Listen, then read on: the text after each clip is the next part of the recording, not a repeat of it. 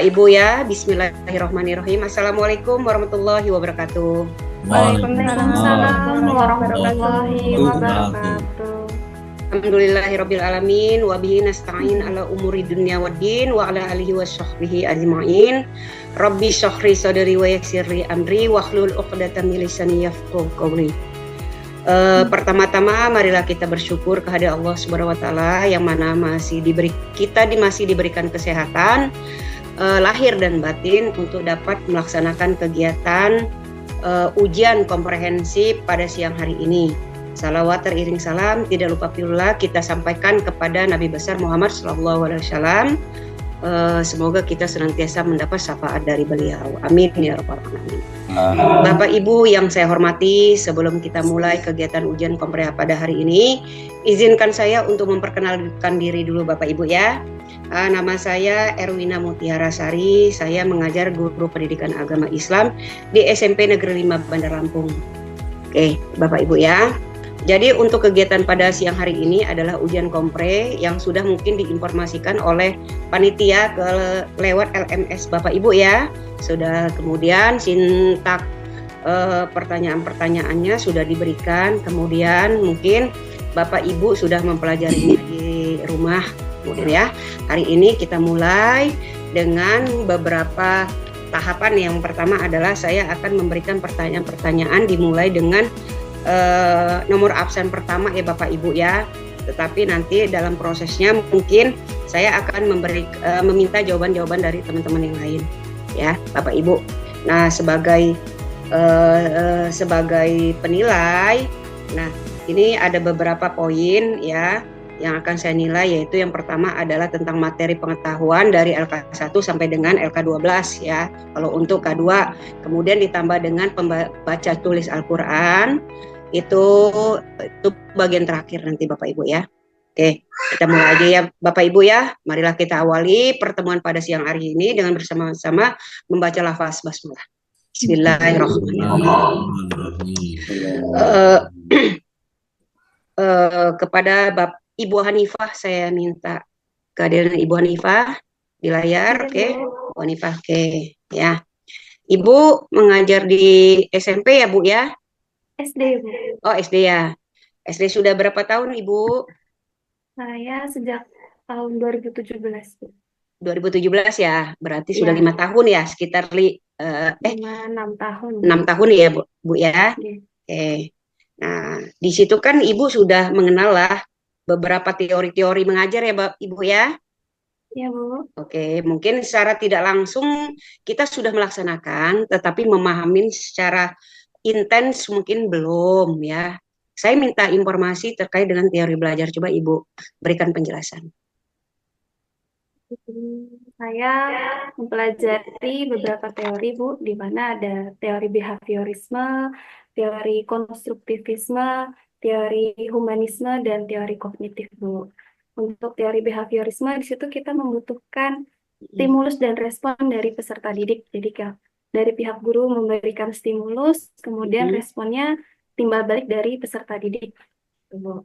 Jadi ada proses belajar mengajarnya di situ Bu. Kemudian ada teori humanisme di mana peserta didik diajarkan untuk memiliki rasa cinta dan hormat gitu Bu. Kalau kemarin pada modul saya gunakan pada modul Al-Quran Hadis Bu. Jadi anak-anak diajarkan untuk memiliki rasa cinta dan hormat kepada Al-Quran gitu Bu, humanis. Kemudian pada teori kognitifnya, peserta didik diajarkan untuk dapat mempelajari huruf hijaiyah, harokat gitu Bu. Karena saya mengajar khusus untuk kelas 1 dan 2. Jadi masih proses pengenalan harokat serta huruf-huruf hijaiyah gitu Bu. Begitu. Itu sedikit pemahaman saya Bu. Oh iya. Fase berapa? Fase apa Bu yang Saya fase A, kelas 1. Oh, kelas 1 dan 2. Ya. Oke. Nah, sekarang saya mau tanya sama Ibu.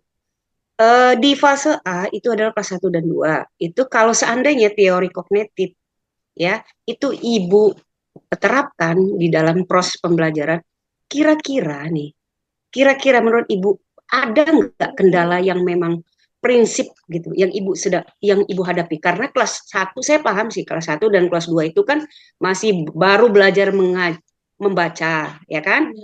Membaca juga bukan bahasa Arab ya, Bu, bahasa Indonesia, ya kan? Iya. Bahkan ada yang belum bisa baca gitu. Jadi gimana Iya. penerapan teori ini gitu?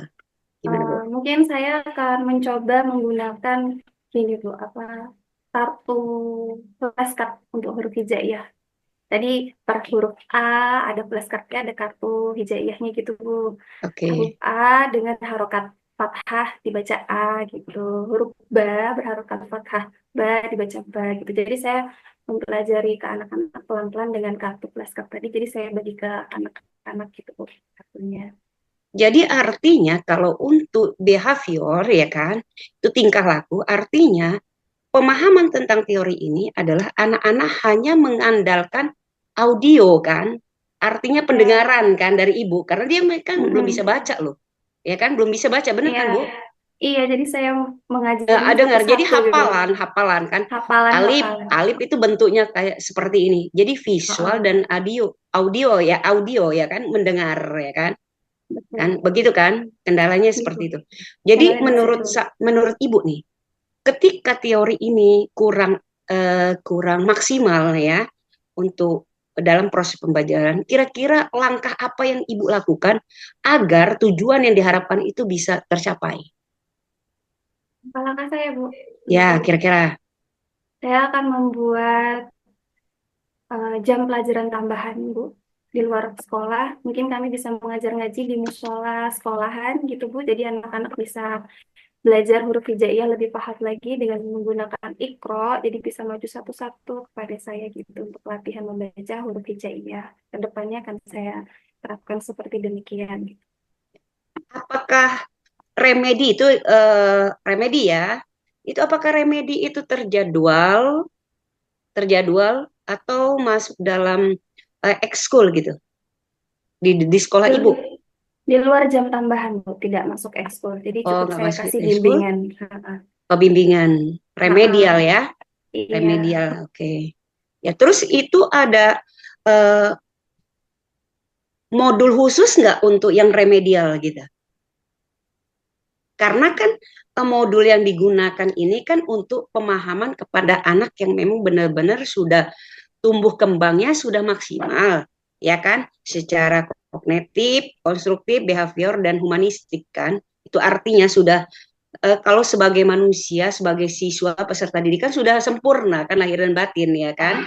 Nah, kalau seandainya ada salah satu poin ini tidak tercapai, apakah ibu menggunakan modul ajar yang berbeda gitu? Iya Bu, akan saya siapkan. Oh gitu, ya karena apa berbeda kan? Strategi, metode pasti akan berbeda. Itu saya harapkan. Oke. Jadi terima kasih ya Ibu ya sudah memberikan penjelasan yang bagus sekali gitu ya. Nah, makhrajnya ya Pak ya. Selanjutnya Ibu Hanifah. Dari dulu mohon izin. Ya, silakan Bu.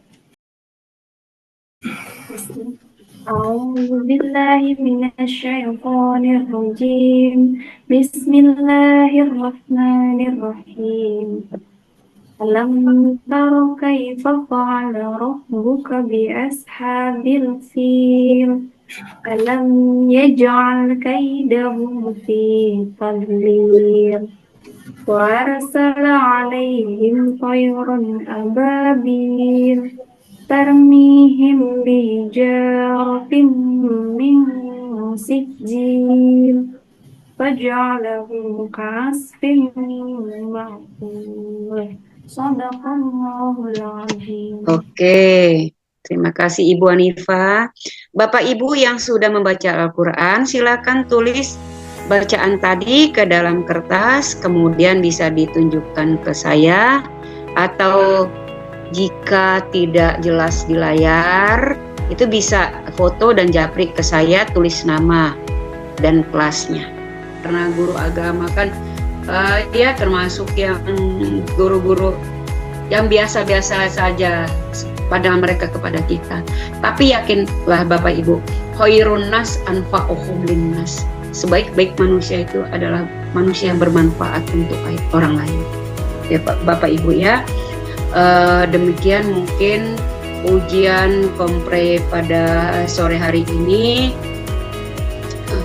Mohon maaf atas segala kekurangan. Jika ada kata-kata yang kurang berkenan, saya mohon maaf kepada Bapak Ibu. Tetap semangat, jadilah guru-guru profesional yang benar-benar profesional, yang hari ini harus lebih baik daripada hari kemarin. Saya akhiri. Wassalamualaikum warahmatullahi wabarakatuh.